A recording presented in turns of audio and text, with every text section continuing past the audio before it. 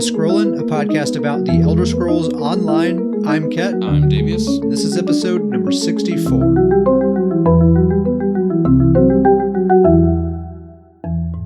The Deadlands DLC, it is now live for PC. Console people still have another couple of weeks to go. But the Deadlands is here. This is also called update number 32 or patch version 7.2.5, whatever you want to call it. It's got a lot of names, and we're here to talk about all of them. A lot of names. So we're going to do a little bit of a roundup and just kind of talk about all the juicy stuff that we have now and what we think about it and all that kind of stuff. First of all, the Deadlands zone itself in Fargrave City. So this patch just came out yesterday. I haven't made it outside of the city yet. What about you, Davius?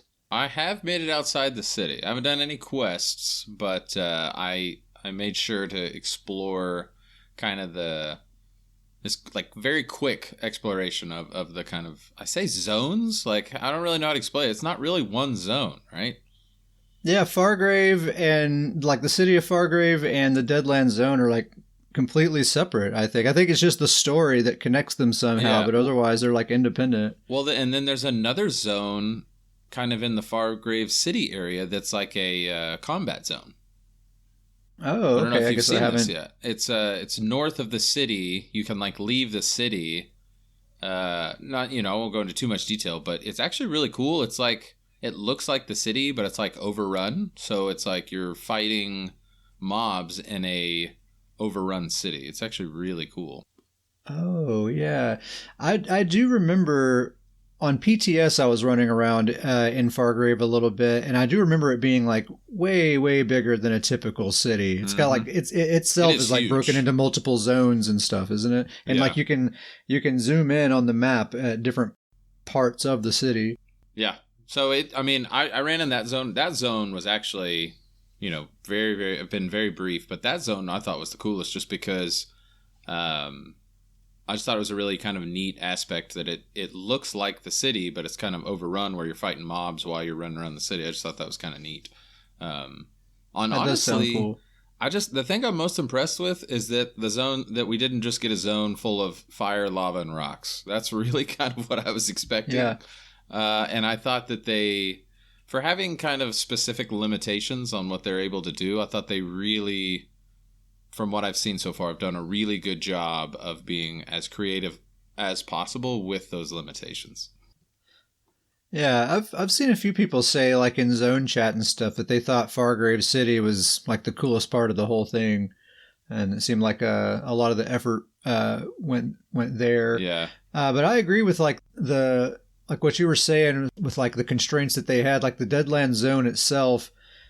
It just is this sort of like hellish landscape, and that's like this typical sort of environment that you see in a lot of fantasy settings, but even so they managed to make it fairly interesting and a fun place to run around. Like I said, I haven't gotten there yet on the live server, but I ran around there on PTS for a little bit, and it is cool. Yeah. You know what Fargrave actually reminds me of is the Thieves Guild city. What's that called? Abazwatch? Yep, that's it. Abazwatch. But it kind of reminds me of that because, the Thieves Guild city, I feel like, is very... It's another big one. It's another really big city, and probably by design. That city's just like... There's so many little things that your character can like have fun like running across, or kind of not really climbing, but as close to it as you can kind of get. Yeah, they kind of make a little kind of parkour situation throughout the city there. I get that same feeling in this city. Like if you go in the city and look up, there's all these little like walkways and little wooden plank walkways, and all. There's a lot of parkour. That's a good way to say it. There's a lot of parkour type situation going on in this city. Cool. Yeah, I'm definitely going to be digging into this DLC. I'm already kind of invested in the storyline that we've been going through this year, so I definitely want to see the conclusion of that. I want to see that Mehrunes Dagon fight. I bet that's going to be quite a thing to see, and it just seems cool. And I think probably by the time our next episode comes around, I probably will have totally finished it by then. You think you're going to have the whole thing finished by next episode? I bet so. I bet at least I'll have the main story. I'm holding you to it. It usually doesn't take me long to clear a zone once I set to it. The armory system, this is another thing you probably have, or definitely have more experience than me, because I haven't touched it yet, but I think you said you were enjoying it, right? I gotta be honest, man, I'm loving this thing. I really like it. And in a very huge surprise, my favorite thing about it is it's kind of the only place in the game that is like a very nice visual overview of my build. Huh. So when you save your build, it kind of saves it in this nice little, it's very nicely packed visual where it shows all your gear in a line, and you can review you can hover above each piece of gear and see the details, and it puts it really compact in a line. You can see all your abilities. You can see your CP passives. It's surprisingly, that's been my favorite part about it, is that I really like to see my whole build very compact in a nice visual space. Like a build summary screen that you can see. Exactly. It's kind of That's like... cool. I didn't really think about that aspect. That's neat. It is. It's really... It kind of... What it makes me think of is it's kind of the ESO build editor in-game now. I kind of have the same visual that gives you. I can kind of get that visual in the game now. That's cool. All right. You might be kind of enticing me to actually I've got you now. Play around with this thing. I'm pretty sure dressing room is still going to like fit my needs better than this feature, but it's cool that it's here, and especially for console players, of course. It's a great thing. I really like it. I do think I haven't gotten rid of dressing room yet, but I do think this is going to take the place of it for me. The thing, or one of the things that I'm most excited about is the curated set drops. This thing's a big deal. I'm about to get my PvE on. And I've been thinking about this. On the last episode, a friend of the show, Mr. Moon, was asking about how we thought this feature was going to affect dungeon queue times. And we were like, it probably won't affect it all that much. But the more I think about it, the more I'm thinking it might actually positively affect dungeon queue times. Because here I am, someone who is very averse to farming gear when there's like good enough alternatives that are easier to get. And now I'm all hyped about farming gear now, and I'm sure there's other people that are of a similar mind. They're like, okay, now that it's a lot easier, maybe I am a lot more willing to go ahead and queue up and do those runs.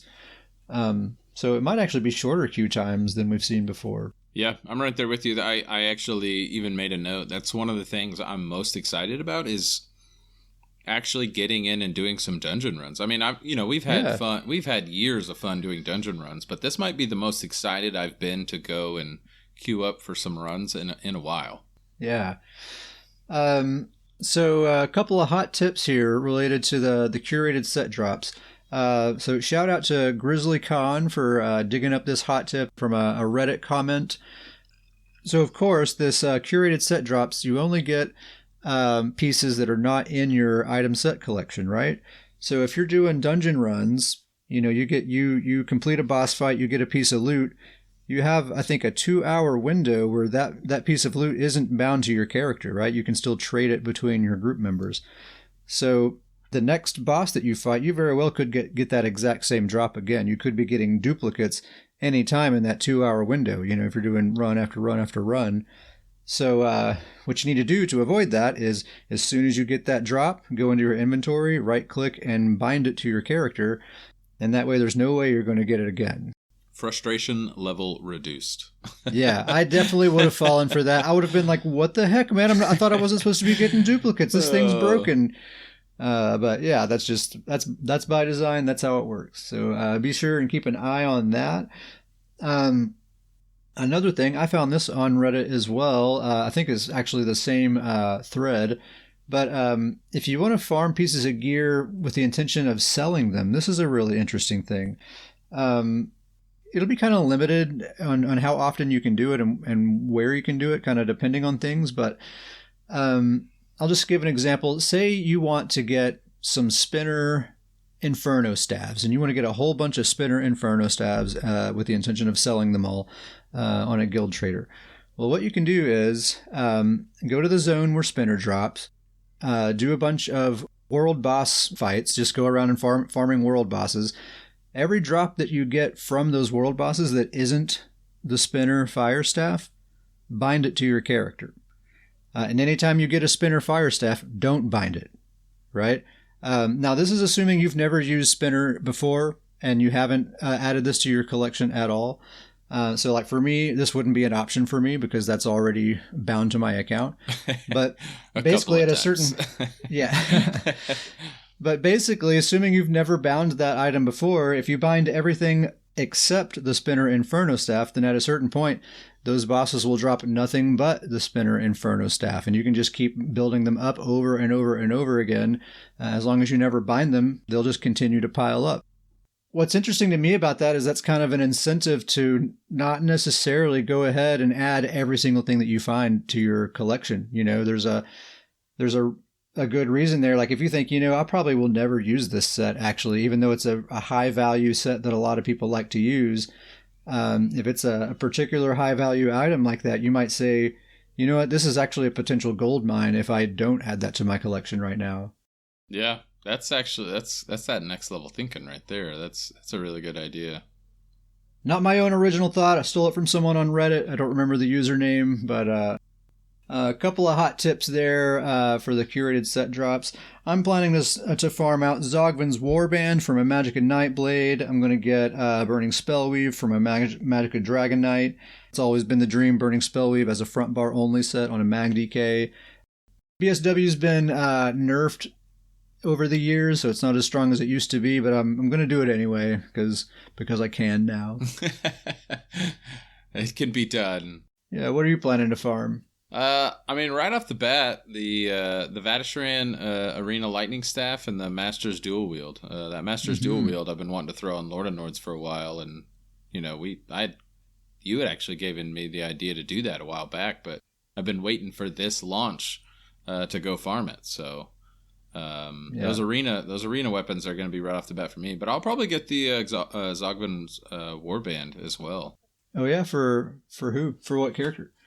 Old Davius, he's still got to be a little bit of everything. The dream for Davius is a full PvP setup, a full PvE tank setup, and then a full PvE DPS setup.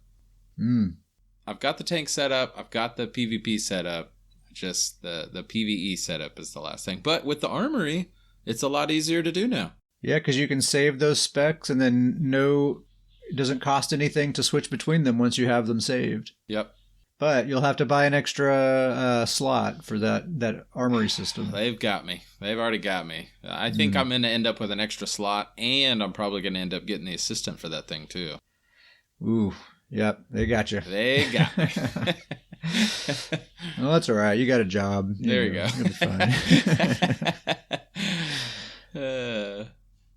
Another new thing we have now is armor set hybridization. So all armor sets, any bonus that is an offensive stat will now give you both magicka and stamina versions of those stats. So that's penetration, crit, and weapon and spell damage. All sets across the board give you both versions of that.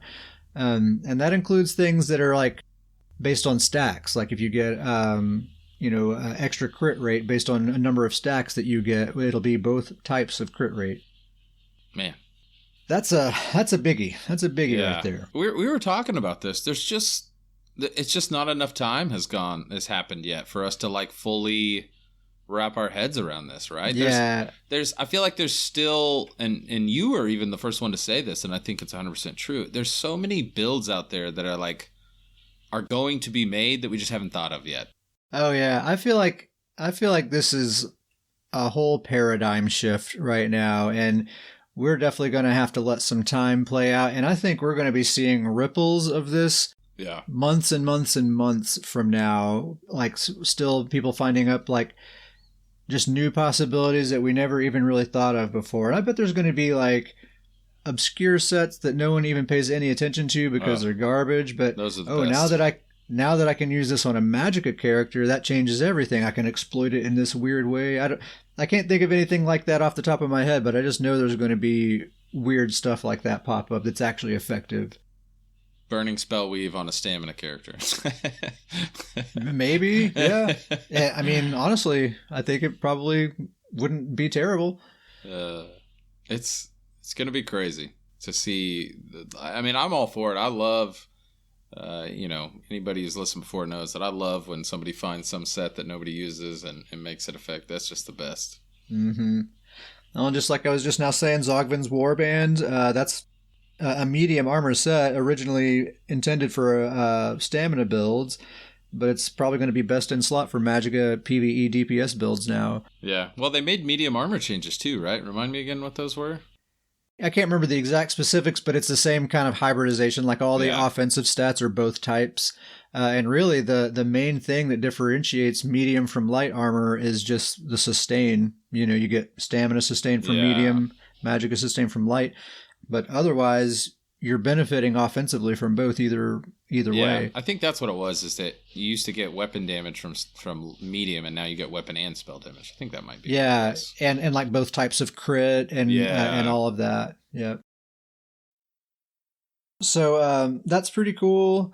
A couple of, there's some downsides. Like, for example, Medusa has been best in slot up until now, and now it's basically completely invalidated by Zogvin's Warband. And there's probably some other sets like that are now going to be like totally overshadowed by these new possibilities. So I'm kind of expecting maybe over the course of next year, they might kind of go through and adjust a few things to make them relevant again. Yeah, some updates. They might have another patch where there's couple patches ago, but where they just kind of went in and did overhauls to a whole bunch of sets. I could see that. I think you're right on that. I could see that happening in the future. I bet we'll see some of that. On the topic of armor sets, proc sets can now crit. So watch out. So watch out for those. Now, Davis, you and I, we did a few BGs last night. I did a few BGs as well in the solo queue today. I probably did like 6 in total, like including the ones that we did. Okay. It's still early. Not nearly enough time has passed to make like a firm assessment on anything by any means. But I don't know. I haven't felt like procs have been an issue thus far. That's nice. I will say, and I think you know exactly what you're saying, it seems like it usually takes like a week after a patch launch for people to like officially change their builds. I think a lot right now people are just going in with their existing builds. Yeah. But they're feeling pretty good. Based on last night, they felt pretty good. And just first impressions, we're going to talk about BGs a little more in depth here in just a minute, but first impressions, BGs seem pretty nice right now. I had a really awesome time last night. I had a really awesome time in the solo queue today as well. And yeah, we'll get into it here in just a minute. But proc sets can crit, but it's not like the last time procs could crit, years ago, because back then they still had that set base damage that couldn't change, and then they would just crit on top of that. Now the base damage is based on your character's stats, so I think there's a lot more limiting factors there that's going to maybe keep that in check, hopefully. Yeah. I agree with that. You still have to invest in weapon damage, where you didn't last time they could crit, and you didn't have to invest at all, and so now. Yeah, you could have a crazy high crit rate, but if you have like 2,000 weapon damage, those crits aren't even going to be very powerful anyway. Yep, exactly. So procs can crit. So far, 24 hours into the patch doesn't seem like that big of a deal, but yeah, we'll see in a week or two. We'll definitely see. Dark Convergence has been nerfed. Another big feature of this patch, I would say, a major tentpole feature of the patch. That's the good stuff right there. Plague Break was nerfed as well, but really Dark Convergence is the one that we were really waiting on. We saw it once last night, I think, and it really didn't seem to be a problem. No, not at all. I mean, it was interesting because it is massively nerfed, but it was still, I don't know, it was an acceptable level of annoying, if that makes sense. I got pulled by it once, and I made the decision to just stand in it and let it hit me to just see. Wasn't really a significant amount of damage, and from that point forward, I was totally able to avoid it every single time from then on. Yeah, it was acceptable. Yeah, and I think, they reduced the radius on top of fixing the radius bug.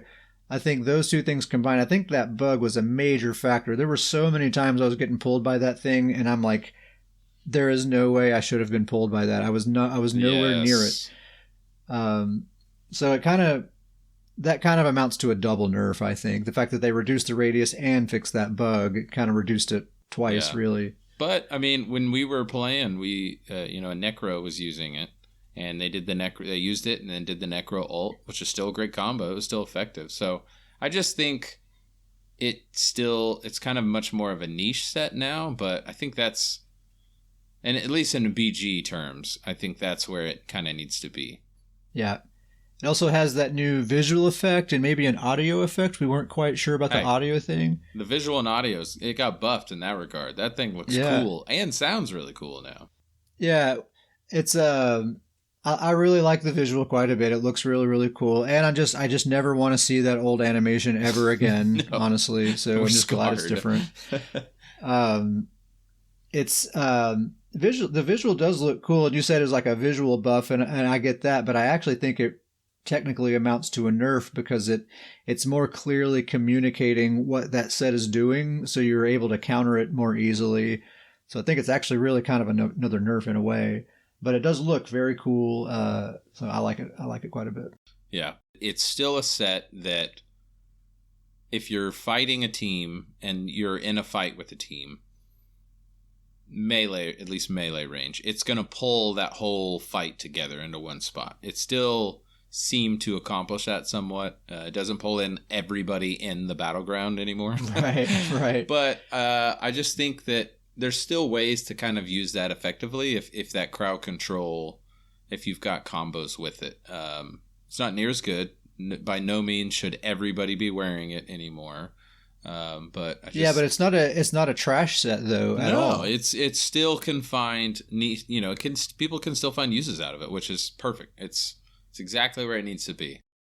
So yeah, Dark Convergence, Plague Break, both getting nerfed is a good thing. Also, another thing with this patch, we got some buffs for Dragon Knight, long awaited. The Combustion passive was buffed. Flame Lash was reworked in a really cool way. Remember, you no longer have a cooldown to get that Power Lash proc, so you can just do it over and over and over again, which is really awesome. And they got a few other things. DK seem to be in really good shape right now. Nightblades were also buffed. Malevolent Offering, Grim Focus, Twisting Path, Dark Cloak, all those abilities were adjusted.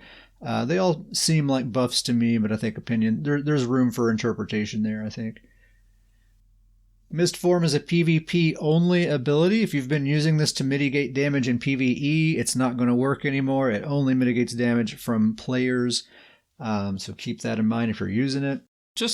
Kind of randomly here, but what are your thoughts on that? Do you think that there should be an ability that is a PvP only ability like that? It seems weird to have a PvP only ability outside of kind of the Cyrodiil ability trees. I feel like they need to give it something. There are certain things in armor sets and stuff that only apply to players and stuff. Yeah, that's true. I think they need to give this ability something else that only applies to PvE. Like they can keep the PvP only mitigation, but give some other benefit. They could do something, right? Yeah, that only benefits PvE people. Poor vampires. Poor vampires. The CC immunity still has value, I guess, but CC is never like an overwhelming issue in PvE for me, though, so. It's just funny to me that I feel like players are like actively seeking and finding these little tiny loopholes for vampires. So we're like, okay, I found a way to use a vampire. Like every patch, I feel like Zoss just comes out and they're like, no. Not going to work anymore. Just use the ultimate form, nothing else. We don't want you to use vampire. So yeah, Mist Form PvP only. This thing's pretty cool. We didn't talk about this during PTS, but in all the zones, including the vanilla zones, whichever Dark Anchor is currently active will appear on your map. So if you're doing Dolmen runs to like farm XP or whatever, you can see exactly which one is active right now and go straight to that one and start your loop from there. That's what a great idea of something that like is already in the game that I just never even thought about. Yeah, just a small little thing that will make life a little easier. Yeah.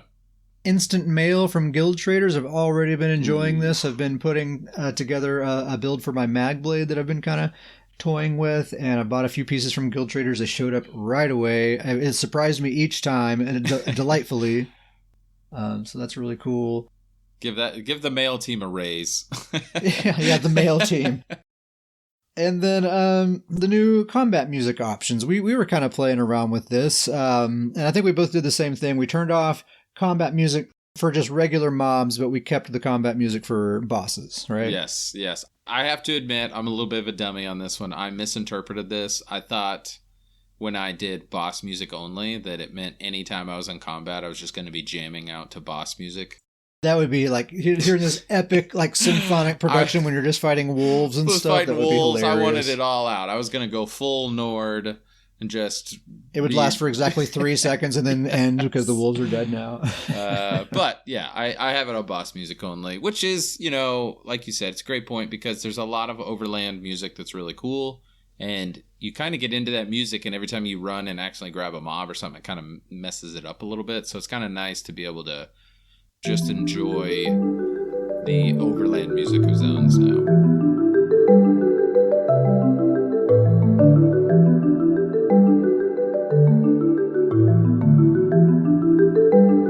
Now I want to get into some Battlegrounds talk, and we have quite a number of Battlegrounds related things to get into here. The deathmatch only queue test period is over. It was a lot shorter than I thought it was going to be, honestly. I think it was less than a month that test went on. Yeah. Gina made a forum post a couple of weeks ago talking about what the changes are going to be, and then as of yesterday, the changes have been implemented. So what we have now is solo deathmatch, solo random, group deathmatch, group random, which I think is probably one of the more predicted outcomes, right? Seems like that's what we were probably going to get. I'm okay with this one. I'm okay with it. Yeah. I feel pretty good about it. If I'm being extremely picky, I've thought about this. I think my main preference would just be 2 options. Just deathmatch and random. Forget the group and the solo. Just deathmatch and random. Just those 2 options. But this is still good. I'm kind of with you. My preference is similar, but my preference would be to just go back to the way it was before they split the group and solo queues, back when it was just one queue and you could choose deathmatch, flag games, land grab, or random, and it would just smartly match you up based on whether you were in a group or not. I always thought it did a pretty good job of that, and I think I've kind of ranted about it a couple of times already on the show before, but yeah. I never really believed that pre-mades versus randoms was as much of a problem as a lot of people thought. Yeah. And you can kind of look at the group queue now, or at the solo queue right now. It's a very similar experience to what a lot of those games were back then. I don't have to get all into it, but anyway. Well, I mean, just to sum that up, I think kind of what and I agree with you 100%. I think from the way it used to be, the amount of times you just got totally curb stomped and just dominated, the amount of times that it happens in a match, that's not really, that frequency hasn't really changed with all of these changes to the way you queue up. At least, like you see that in opinion. in the solo queue right now, you see that. You know it's the solo queue, so it's not a pre-made, but they just got lucky and they got like 3 really good players, and they're not on comms, but they don't need to be on comms because they know all the strats, and they just totally wipe the floor with everyone. And if we weren't in the solo queue, probably everyone would be calling them a pre-made, and that's just how it was back then. Anyway, doesn't matter. This situation that we have now is totally fine. I think most people are happy with this. One comment that Gina made in her post, and I think, of course, these aren't Gina's own original thoughts. Ooh. She's just kind of passing things along, right? But she says, although we initially saw a very slight bump in participation, it quickly declined and has left battleground populations in an unhealthy state. Oof. So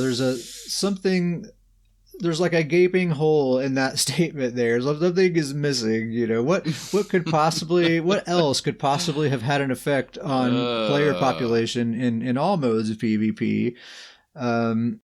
Dark Convergence, that one single armor set has been a major factor in lots and lots of players leaving Battlegrounds and other PvP modes as well. Yeah, I just think that I don't want to get too much into a rant here, but I I just think that's completely an unfair comment. I mean, if you look at that comment closely, it's not the intention of it, but if you look at that comment closely, it tells the story. Although we initially saw a very slight bump in participation, so when they launched Deathmatch, a lot of people were excited about it. It quickly declined because Battlegrounds were the state that they were. Yeah, Once exactly. you got into them, you didn't want to be in them, so it quickly declined because Dark Convergence just ruined it. It was a terrible, terrible experience. Yeah, exactly. We were all pumped about getting to play Deathmatch finally, so we jumped in there right away. But yeah, even though we could play Deathmatch, we still couldn't have a good time because that one set just absolutely ruined the experience for everyone. So yeah, Battlegrounds populations declined, and to not mention a major factor, that's got to be a conscious decision to not mention that, because they know. There's no way they don't know. They have to know, right? They have to know. For sure. So it's a decision to leave that out of the conversation. Now, I don't know if it would have made any difference as far as the solution we got in the end. Yeah. But it's just annoying to read that statement and for that to be omitted from it, I feel like that after this patch, they're going to get it's going to fix the data. Now that Deathmatch you can still pick Deathmatch and Battlegrounds are in such a healthier state, I think now we're going to see some accurate numbers. I'll just put it that way. Yeah, probably so. Well, I've already started seeing some names that I haven't seen in a long time pop up. So that's a good sign.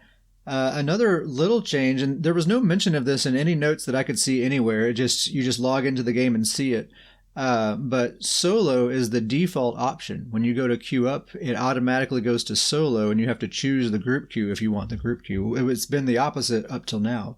I think that's probably a good change. I mean, that's a great change. Yeah, if you're queuing up for a Battleground, obviously you're in a group. It's not going to let you queue up for solo, so it'll say, hey, you can't do this. And if you're not in a group, then it's just throwing you in. Especially like mid-year mayhem events, or I think they renamed it to White Streaks Mayhem, or whatever they renamed it to.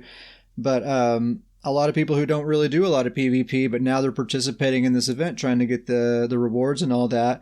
And they might not even know, really, that there's a group and a solo queue. They just click the join queue button and off we go. Mm-hmm.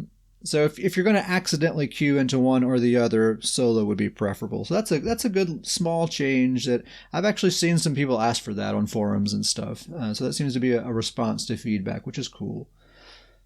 Gina also noted that Deathmatch is part of the random queue, and since players are queuing directly into Deathmatch, any spots that are missing are going to be getting filled from the random queue. So you actually have a higher likelihood of getting Deathmatch than any other mode, even if you're in the random queue. All the Deathmatch. Yeah. And of course, they're going to continue to monitor the situation and let us know if they plan to change anything else. I doubt anything changes for a while. This seems like a very sensible solution. They're not calling this a test. This is the results from the test, and I think this is probably what we're going to have for a while. Hopefully this monitoring doesn't get in the way of the proc crit monitoring that's happening. Don't get the monitoring confused, all right? We need two separate monitoring teams so they stay focused. And just some more observations about Battlegrounds. Like I said, I've done several matches so far. Every single one of my death recaps have been player abilities. I haven't seen a single proc or anything else like that. It's just player abilities that are killing me, which if I die to player abilities, I'm not mad at all. Yeah. I'm totally happy about that. I mean, like you said, I've only done a couple matches that we did yesterday. I haven't done any today, and you did more. But just, man, how good did those matches feel?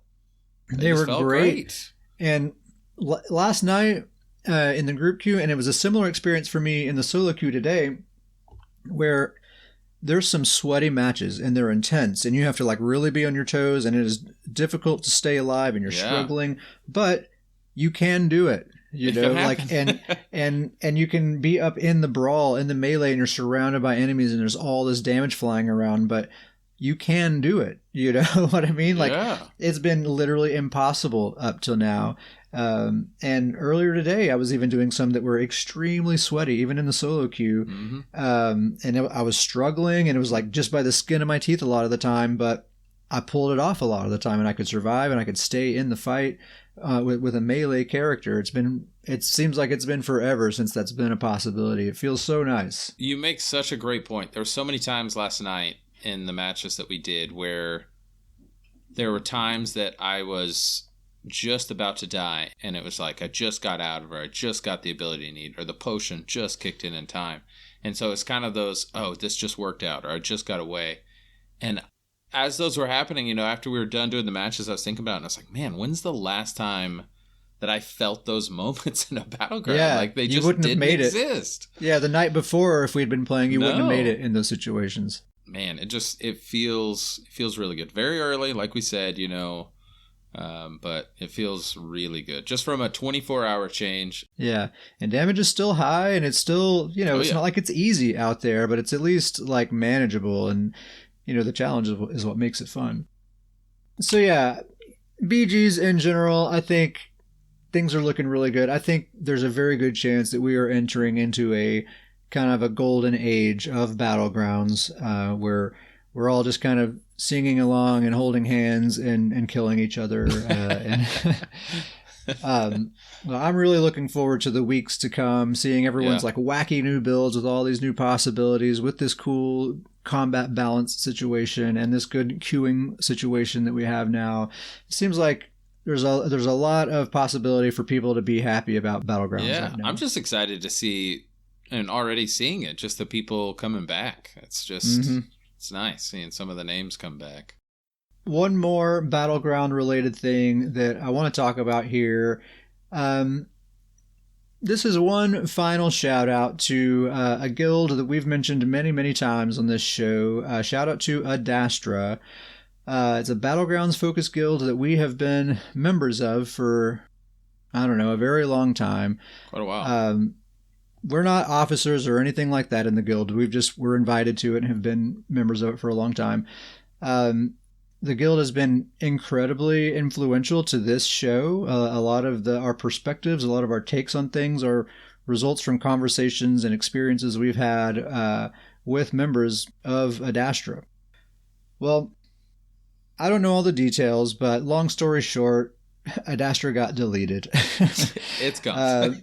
Doesn't exist anymore. So I just wanted to shout out Adastra, since we are very Battlegrounds centric here on the Scrollin' podcast, and they are a Battlegrounds guild that has been a huge influence on us. Yeah. It was a good run, guys. Really, really, really good run. A lot of those players, I would say the majority of like the core players that were in that guild have moved to a new guild, and Davius and I have been invited there, so we're there with them. So if you hear us referring to a Battlegrounds related guild in the future, the name of this guild is Ufednar. Ufednar. So if you hear Ufednar, doesn't quite roll off the tongue the way Adastra does, but that's okay.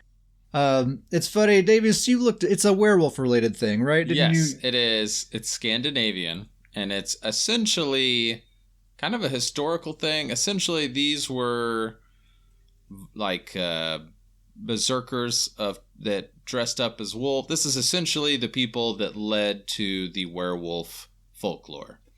It's like the origin of werewolf mythology. Yeah. Right? They dressed up in wolf skin, sounded like they were crazy, howled like wolves, and then people, I guess, build. And what's great about that is the leader of this new guild is a dude named Skooma, who exclusively plays werewolves only. So it's kind of clever for that, but not the most pretty sounding word. Ufednar. We're going to have some fun saying that over the next several episodes. But a lot of great players in there. I'm glad that that group of players kind of found a new home, and that we can kind of continue that on. The one final note I was going to make is that, we're talking about werewolves. I feel like we've got to have a shout out. We did a Battleground yesterday. Oh, some yeah. werewolves on our team. Woo, I haven't seen werewolves look that good in a while. I should have wrote their names down. They just straight carried our butts through that BG too. Those were some mean. It was kind of cool to see werewolves that effective again. It's been a minute, I feel like. They were an obvious duo, and they were like, Oof. They didn't care what the heck you and I were doing, man. No, they did not need us around. They were doing their own thing and just straight hard carrying us through that BG. We ended up winning. Yeah. 100% thanks to them. I should have caught their names. I would totally shout them out. But shout out to the werewolf pair that was playing on PCNA last night. Man, you guys were awesome. Thanks for the carry. Yeah. The main character I've been playing with is Old Betsy, my stamina StamPlar, my main character, my PvP main. And I've been I know that this kind of combat balance, this shift is about to happen, and whenever a big shift like that's about to happen, I like to play a lot with Betsy before and after to have a good comparison of things, because that's the character I'm most comfortable with, so I can kind of get the best sense of things that way is how I like to do it. And I'm probably going to continue maining her for a while. You know how, I don't know if you're like this, Davius, with your main, but you have this character that you call them your main. You think of them as your main in your character, but actually in reality, it's one of the characters you play with the least often. That's how it is with me anyway. Yeah, I can see that. Yeah, kind of. But I mean, I love the character. I love the build. Nothing wrong with it whatsoever, but it's just, she's been locked in for a really long time. She's comfortable. She's familiar. I always know what I'm going to get when I log in with Betsy, which is results, good results. Whereas all my other characters, I'm always kind of experimenting and doing different things. So Betsy just kind of often is hanging out. But then when I do jump on that character, it's just like coming home, you know. So I actually have been maining my main here lately for the past few weeks. Maining your main, episode title. Hey, it's a possibility. Old Betsy, stamina StamPlar, her build for the longest time has been Bone Pirate, Deadly Strikes as a front bar only set with a two-hander, Master Bow in the back bar, Ring of the Wild Hunt, and one-piece Molag Kenna. Davius, you and I did quite a bit of testing last night. I've been talking about with Deadly Strikes, it just got nerfed with this patch. It went from 18% down to 15% damage boost to your jabs. And so I think that puts it kind of in the ballpark of what Spriggan would be giving me damage-wise. Yep. Turns out I was exactly right. They're like totally neck and neck. Oh, man. We probably spent a solid hour doing a whole bunch of tests, and I really can't make up my mind. They're so close. It was hilarious. It was like 40 damage difference on the test. I mean, it was crazy how close they were. Just identical. And I've even been doing battlegrounds where I'll switch back and forth between the two different setups, and I'll like log out, come back, log back in, do some more battlegrounds, and I'll forget which setup I'm wearing, and I can't tell the difference. It's just identical.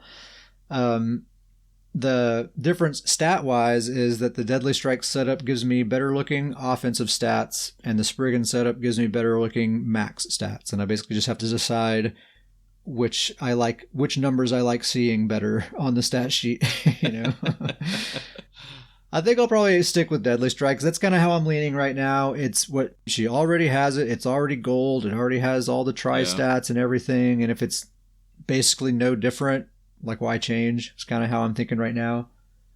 Yeah, I mean, I get it. It's just kind of a bummer that it's not like a huge nerf, but it's just kind of a bummer that it's just a straight nerf to Betsy at the end of the day. It just kind of hurts, and it's just kind of a straight little bit less. Just a straight nerf, and I can tell that damage is missing. But another motivator there is just, you know, a reason to not use Spriggan on every single stamina character that I have.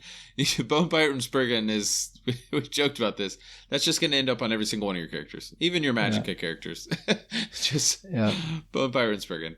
But yeah, I still think Bone Pirate Deadly Strikes is probably about the best gear option to go with for this build, even though it has been nerfed for my playstyle and the types of gear that I like to use. I think even though it is nerfed, I think it is still the best option.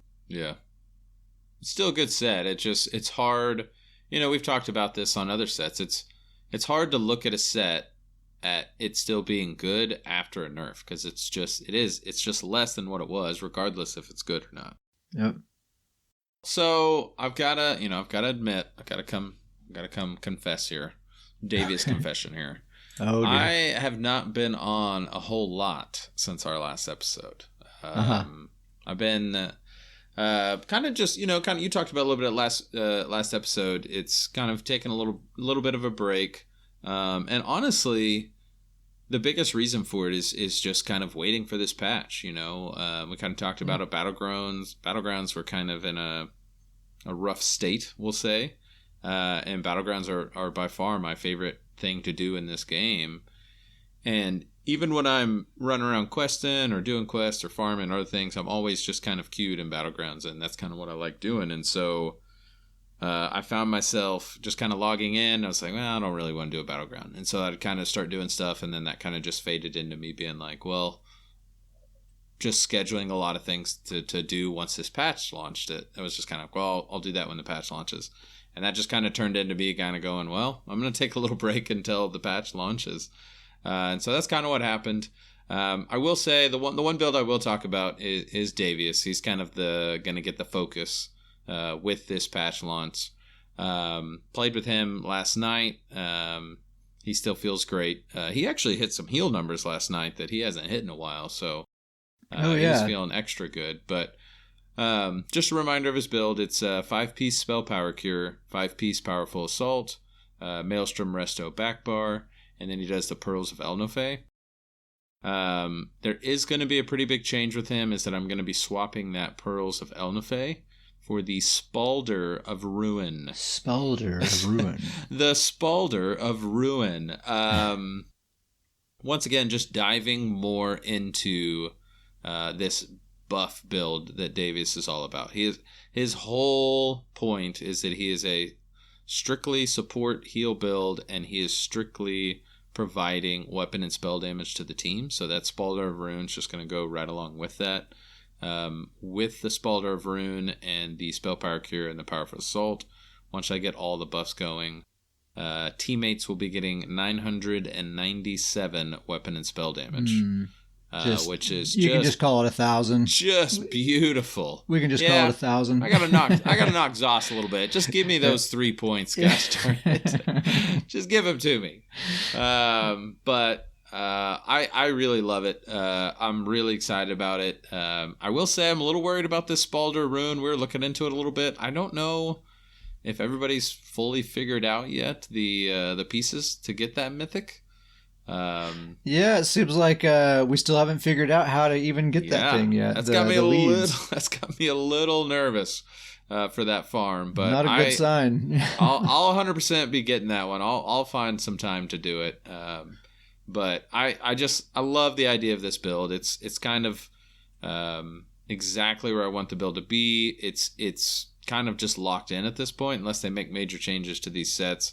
It's a lot of fun. Really, the only thing I'm kind of looking at doing is that I would like to maybe look at ways to get a little tankier, a little tougher. Davius in the past has been pretty tanky, and he's a little squishy these days. A little squishier than he's been. He's got a lot of light, medium armor that he's wearing. So maybe just looking at ways, maybe, I don't know if I'll maybe tinker with some max stats. But even so, he still feels really good. And it's pretty awesome when he gets those team buffs going. And it usually you can kind of see the team just starting to shred. I mean, extra 1,000 weapon and spell damage, it's bound to happen. So I find that squishiness is much less of a factor is like when you have a decent team with you. Yeah. I mean, there was as much as the werewolves carried us last night, it was fantastic, and they did everything. But that was a rough spot for Davius, because he was kind of chasing after werewolves, which he could not keep up with. Yeah, and so it was a little bit rough kind of team comp. Didn't matter because they were amazing. But yeah, if he's kind of in a good team comp where they're kind of sticking around and getting those buffs, which that's kind of another thing that I'm really excited for the Spalder, is that it's going to be an aura. So I imagine teammates will see that aura and kind of encourage them to kind of stay within that circle, whatever it looks like. I haven't actually. Yeah, it's kind of how I noticed that Hades Hearth has that effect. When you see that, you want to stay in the circle. It's just natural.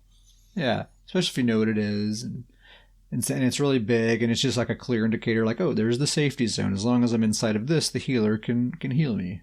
Yeah, I'm actually really excited to have an aura too. Hades Hearth has always been one of the cooler looking sets to me. I just think that running around as a support with an aura is just really cool.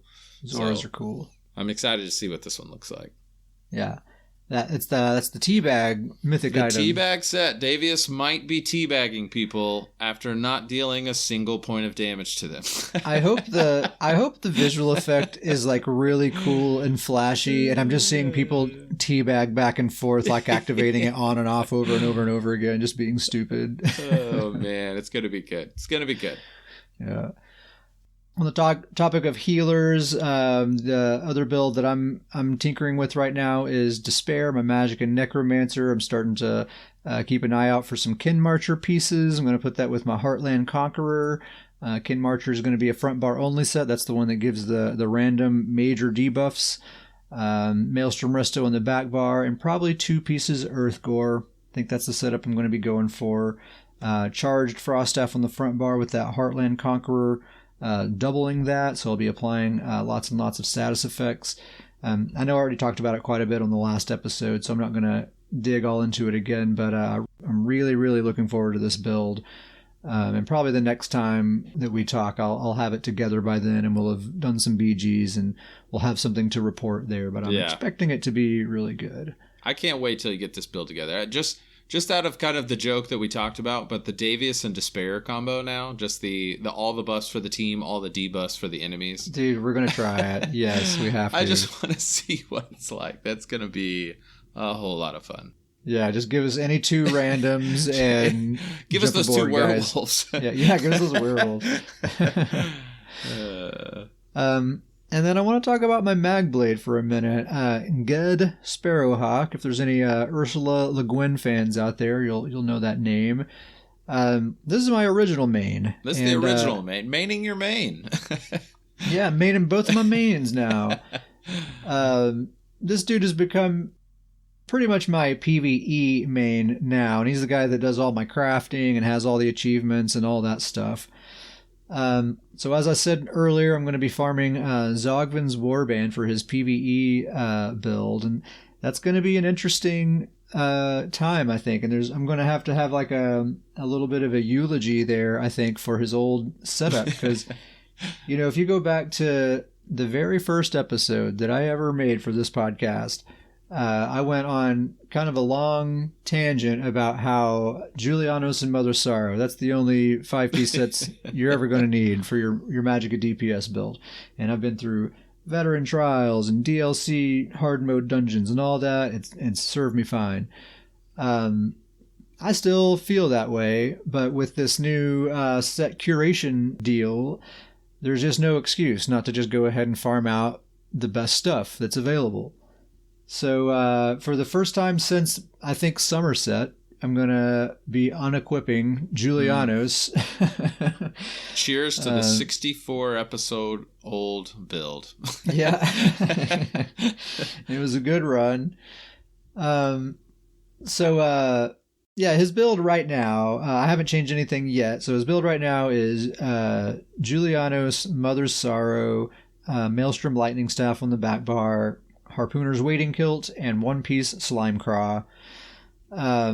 Basically, the plan is keep everything the same except replace Julianos with Zogvin's Warband and make that my front bar only set. So it'll be Mother Sorrow, active on both bars, Zogvin, front bar only, Maelstrom Lightning Staff, Harpooners, and 1-piece Slime Craw.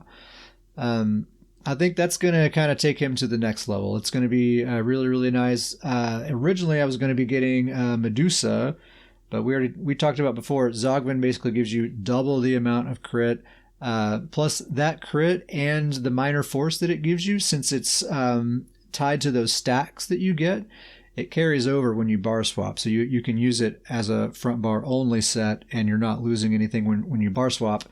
Whereas with Medusa, it's only active when you're on the active bar, which means most people use it as a double bar set. So it's just better in every way. I think this might be the change that tips me up to that consistent 70k DPS on the target dummy, I'm hoping. Which I know there's people that do a lot more than that, but that will be a personal best for me. So yeah, I'm looking forward to that. Ged Sparrowhawk. And then I think I'm gonna give it another try. It's been a long time. Man. The magBlade in PvP. Yeah, I'm gonna give it another try. I'm gonna try to get good with magBlade in Battlegrounds. It is very difficult, but once in a great while, I see a player getting good results on a magBlade, and I think, man, that's so cool. I want to do that. One day. There's nothing cooler than a really good magBlade, but you just never see them.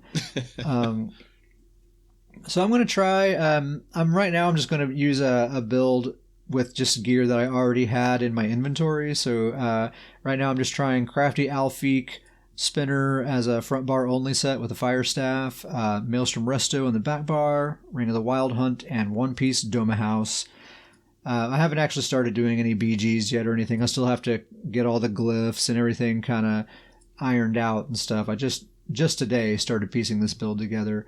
But that's what I'm going to start with, and I might make some adjustments from there. But I think just looking at the stats... Yeah, that's going to be a great stat build. The stats are going to look fantastic. They're going to look incredible. I'm also using Bewitched Sugar Skulls for my food.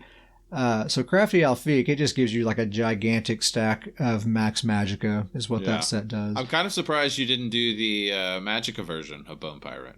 I can't remember what it's called, but... Oh, yeah. Brightthroat's Boast. That would actually be over-sustaining on this character. This dude has like, I don't know, way too much sustain, honestly. So Crafty Alfiq will give me just a little bit more Max Magicka, and I don't need that sustain really. And the thing is, Brightthroat forces me to use Witchmother's Potent Brew, and I want to use Bewitched Sugar Skulls to get my max stats in a lot better place. And man, people, if you've never played with a Nightblade before, it always takes me by surprise. Their stats are always so incredibly amazing. Like without even trying, you just like glance over at your stat sheet and just all the numbers are way bigger than you think they should be. And that's just how it is. They just have really good passives. Like my, with this setup, with no CP, my Max Magicka is 38,000. Yeah, max health 30,000, max stamina 23,000. Jeez, that is nuts. Yeah, recovery is 1,800, which sounds kind of low, but it's actually like way ample because Nightblades sustain incredibly easily. They're probably the best sustain of any class. Plus I'm on Breton. They have incredibly good sustain, and I have the Maelstrom Resto staff on the back bar, which gives me like the equivalent of another 1,000 recovery. So sustain isn't going to be a problem. I have over 4,000 spell damage and a ton of penetration. Damage is really good. So the numbers all look great, but the thing is with magBlades, it's never the stats are never the problem. It's just the actual offensive toolkit that they have is difficult to use. Just because people can just figure out a way to counter it and block it, right? People just know how to counter it, and it's very highly telegraphed. And if you've encountered one magBlade, you've encountered them all, you know, and you just know exactly how to deal with them. I never get killed by a magBlade unless they're just like kind of stealing someone else's kill or something like that.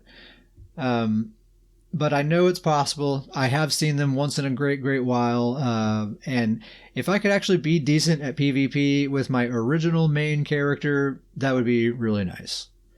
Now, StamBlades, we've said lots of times before, StamBlades are like monsters right now. It's a whole other story. Right, yeah, they're vicious. StamBlades are doing just fine. It's really just magBlades that have been struggling in Battlegrounds basically since forever. Yeah. I hope it works out. It'd be cool to see Ged in the PvP world. I only see that guy in the dungeon runs. I'm gonna try to kind of adopt the play style, kind of like how I do with my magPlar, where I'm most of the time, like 80% of the time, I'm focusing on group support, and then I just go for the kills when it's convenient. And I'm gonna try to kind of keep that mindset going. And I think as long as I'm doing that, surely I'll have some kind of success. Okay. Outside of the Resto staff abilities, are there some pretty good group heals that the magBlade has? The magBlade does have some of those, but I'm not using any of them. I'm just using Resto staff abilities. I'm using Rapid Regen and Blessing of Restoration and the Resto ult. It's those three. Yeah.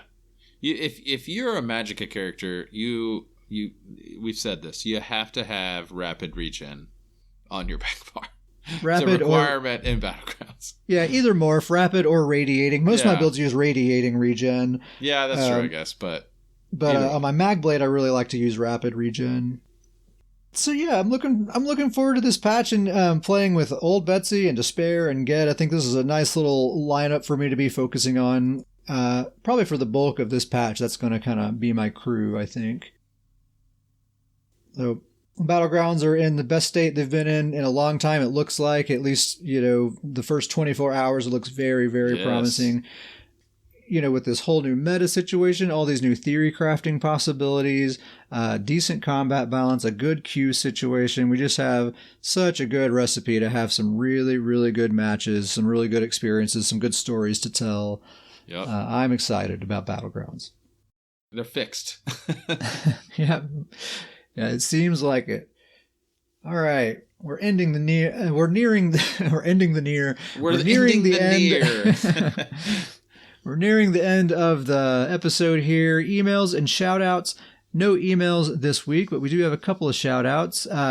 First of all, a shout-out to Uncle Sam, friend of the show. We did some duo BGs just the other night for the first time ever, and it was a really, really good time. We made a great pair. Sam is always an excellent sport. We just had a really great time. Hope to do some more duos again. Uncle Sam.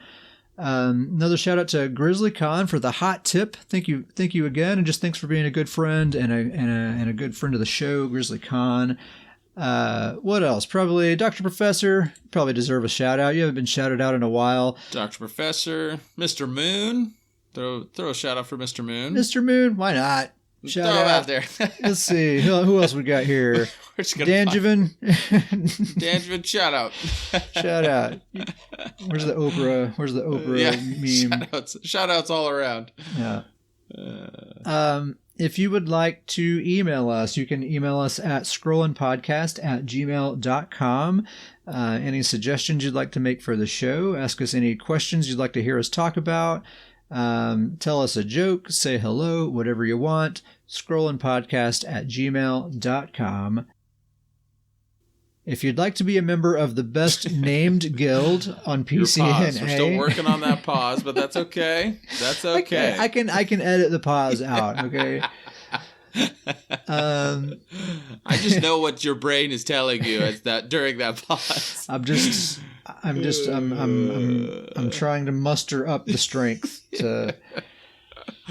Best named guild on PCNA, Stoons Goons. If you'd like to be a member of the best named guild on PCNA, email us at scrollandpodcast@gmail.com. You can also hit us up in-game on PCNA. I am at Kit Sparrowhawk. Davius is at Starjumper. What are the benefits of being a member of the Stoons Goons, you might ask? You get to be in the best named guild in the game, and we have a pretty decent guild hall, wouldn't you say? I'm a fan of the guild hall. Davis is a little biased. A little bit. See, he designed the whole thing, but it is really cool. We got a transmute station. We got multiple target dummies, including the big trial dummy. Yep. I don't know, merchants galore. Got the armory station set up now. We got a new Ogrim target dummy. That's cool. He's cool looking. The ultimate refill thingy. Got the ultimate refill. It's in East March, so I mean, need I say more at that point? It's the snow globe thing, which is pretty cool. It's not one of those guild halls that has like every crafting station in the game, but it's a cool place, and it's ours. There you go. We need people, if they're listening, we need people to reach out, send email, reach out on Discord. I've got some attunable crafting stations. We've been discussing what set to make them as I put them in the guild hall. I think it should be Stoons. We got to do it. You're thinking. It's basically: do we want to commit to the joke, or do we want to have something useful? And that's what we have to decide. I don't see how there's a contest.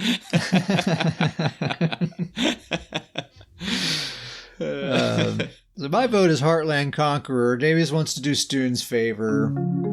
We gotta hear. We'll let reach out. Let us know. What's everybody's vote? So anyway, that's Stoon's Goons, and I think that's the end of the episode. Anything else you want to say before we go, Davies? I think that's it. All right, guys. Thank you very much for listening to episode 64. We will see you next time.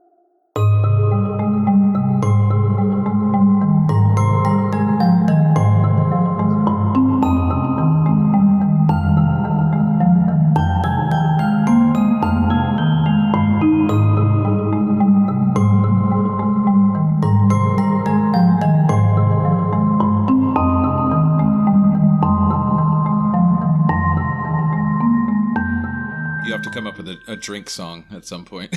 Dun, dun, dun, dun, dun. It'll just cut to like little like lounge bossa nova music. Dun, dun, dun, and it's only like 9 seconds long.